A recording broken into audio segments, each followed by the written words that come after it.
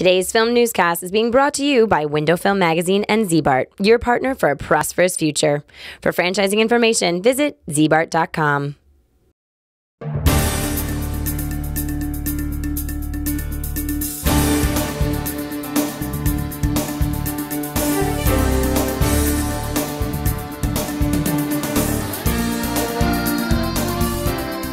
The Fed's funding window film testing? Sounds interesting, right? I'm Casey Flores, editor of Window Film Magazine. Welcome to Filmed. And I'm Tara Taffera, editorial director. If you've been paying attention to windowfilmmag.com lately, you've noticed the U.S. government has been funding some significant testing of window film. But they're not playing favorites. Besides testing traditional polyester film, the General Services Administration is looking at spray-on products as well. But before you change the channel or your web address, you may want to hear some of their findings. I had the chance to talk to Charlie Kircha, principal investigator behind one of these studies at a recent industry event. Here's what he had to say. So tell us the pros and cons of spray-on film. One of the products that we evaluated was a spray-on films a couple of years ago.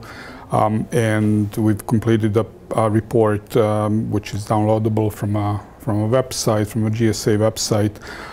The pros of spray-on films are that it is relatively easy to apply. It is just poured on the glass, and it fairly quickly dries out and then becomes a film. Polyester films have a little bit more options, and some of the more recent products were able to apply low-E coating on polyester films, and they were also able to apply low-E films that are spectrally selective, so they can be reflective or absorptive. So far, spray-on films are only absorptive, okay. And so that's one of the cons, because in cooling-dominated climates, absorptive film can increase the solar heat gain coefficient and reduce the efficiency of reducing solar heat gain. So are they a viable option for energy efficiency? They are a viable option.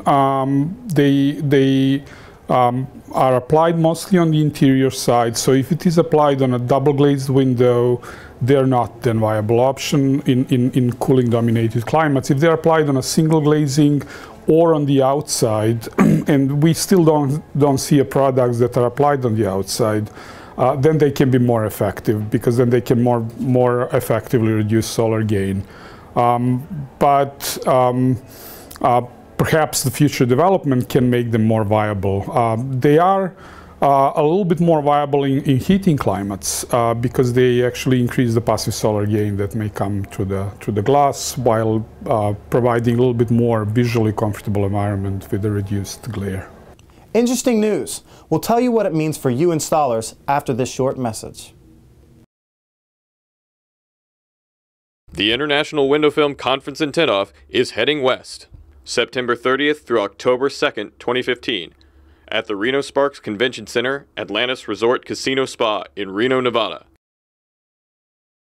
So yes, spray-on film does cut solar heat gain and visible light transmission. But how does it compare to traditional window film? In the GSA's test, liquid applied absorbing film brought the solar heat gain coefficient of the single pane base window down. It went from 0.82 to 0.54. That's a reduction of about 44%. Compare that to the NFRC's rating of one manufacturer's high-end polyester film.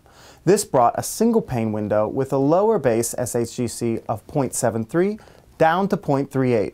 That's a decrease of 48%, beating liquid applied film. So while some high-end polyester film puts out better numbers, it may be good to know the downsides of spray-on film. After all, the product certainly competes with traditional film. That's all for this episode of Filmed. I'm Casey Flores. And I'm Tara Taffera. Thanks for watching.